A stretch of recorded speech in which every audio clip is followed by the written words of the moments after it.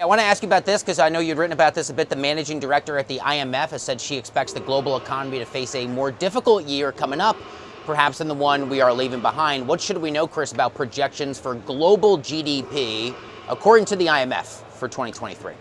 So let me first come out swinging with a real sarcastic comment. Wow, she really swung for the faces with that remark, didn't she, after all the contracting PMI data that we've seen in the last several months? Shocker. It just kind of reiterates that, the IMF is always a beat or two behind. A lot of those agencies, including the OECD, tend to be that way. So I think it more of they are putting their stamp on it as we enter 2023. Clearly, a recession is a top of mind for a lot of folks out there.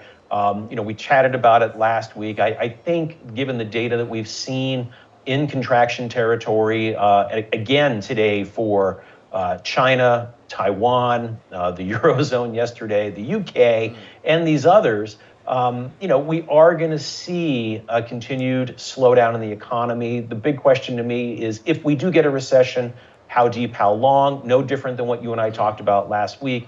But for folks that are leaning in on what the IMF has to say, I wouldn't do it. I would pay more attention to the new order data that we're going to get this week. That'll tell us how January is going to shape up. And you want to be forward looking in this as you assess the impact of the economy, as well as earnings expectations, not that beat behind like the IMF is.